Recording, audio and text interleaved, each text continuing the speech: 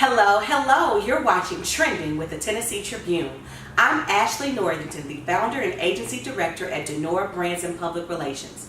And we're here today on behalf of the Tennessee Tribune with candidates for the District 6 seat on the Metropolitan School Board. We're here today to learn more about the issues that matter to you most. So let's jump right in. Would you mind introducing yourself, Ms. Hunter? My name is Tyese Hunter. I am currently the Metro School Board representative for District 6. I am a Navy veteran, speech-language pathologist, and an educator. Currently, I work at Tennessee State University in the Department of Speech Pathology and Audiology. The reason I chose to run for re-election as school board member is because I would like to continue the initiatives that we began since I started. Of course, 2 years ago, we all voted Dr. Joseph in as our new director of schools, and right now we're headed in a phenomenal direction, and I feel extremely responsible to make sure that we continue the growth that our district is starting to see. Wonderful. Well, good evening. My name is Dr. Earl Lattimore. Currently, I'm a Community Achieve Site Manager for Metropolitan National Public Schools. I have 2 children who are in MNPS schools. I have been a former juvenile probation officer, a family involvement specialist with Metro National Public Schools. I've worked for Children's Services as well as been worked as a residential treatment facility for at-risk youth. And I consider myself to be a community change agent.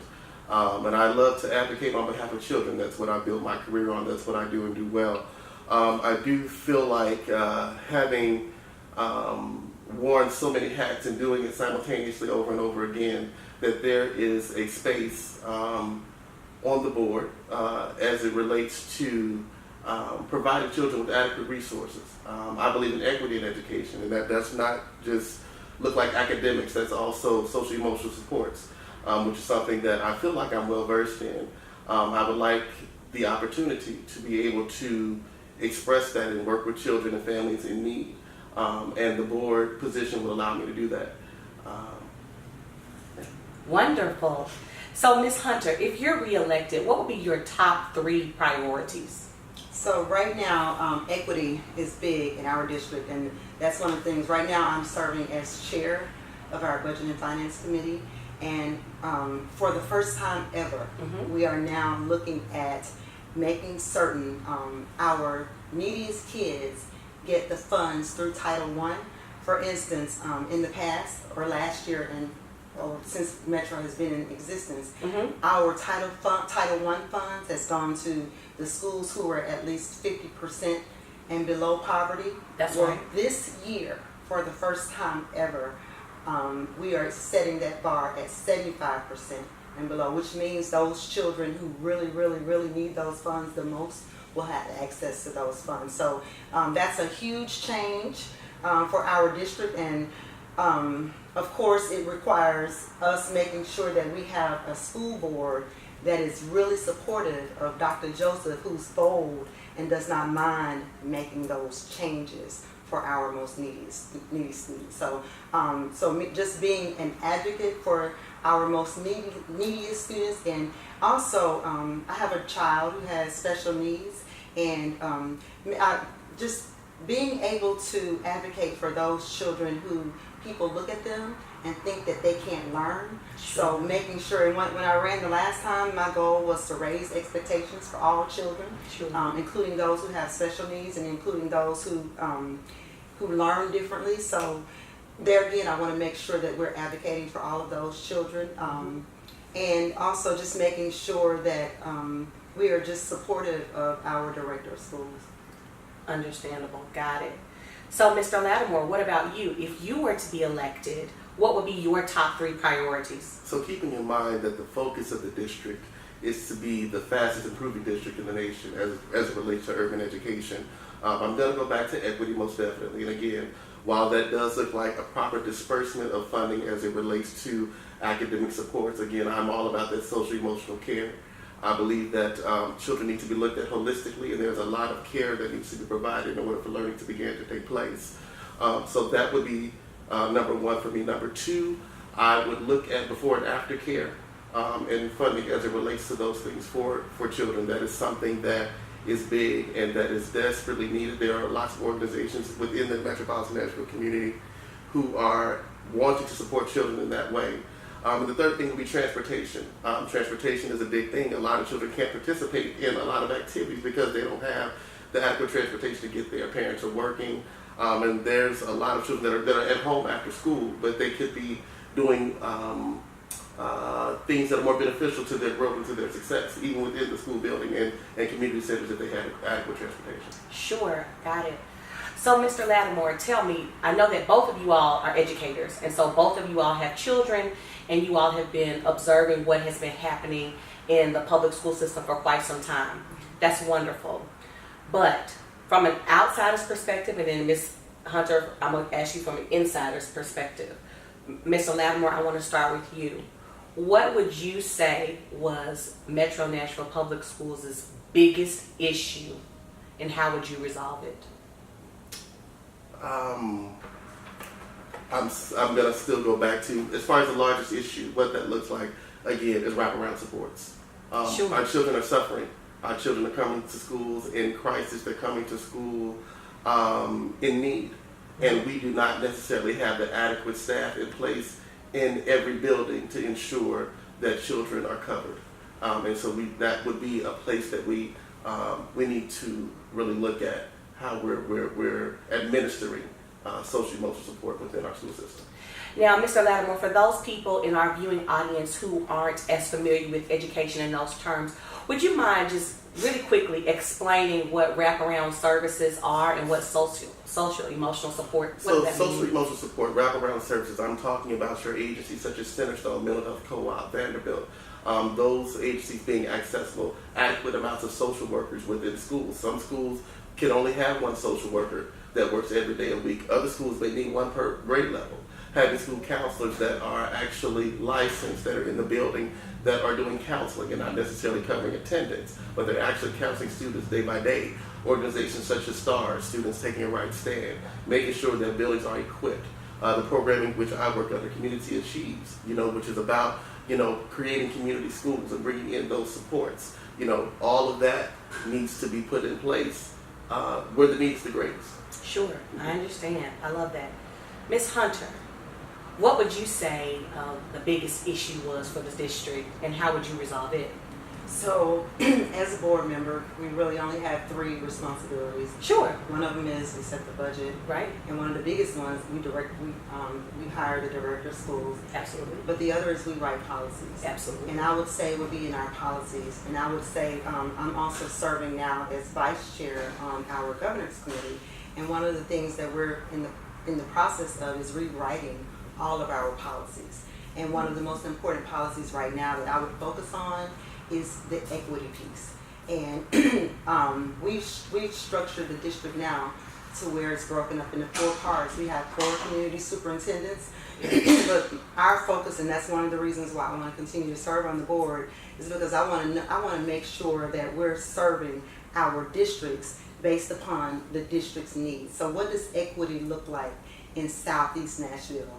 And what does equity look like in North Nashville? What does equity look like in the Green Hills area and in the Madison area? Because it's very different. So I want to make sure that we're serving not only our students equitably, but also we need to look at, are we treating our employees? Are we making sure that they're receiving the equity to bus drivers? Our lunch, food services people, and our teachers, making sure that the teachers in Metro Nashville Public Schools are getting the pay and the salaries that cities across that mirror ours are getting. So those are the things, and making sure also that our teachers have adequate housing, because we know right now that's a problem. But I think when you look at our district on a whole, I think the biggest problem we struggle with is equity. And that's equity for our students, equity for our employees, equity for our teachers. I think equity is just a huge problem throughout Nashville. Right now, we have 75%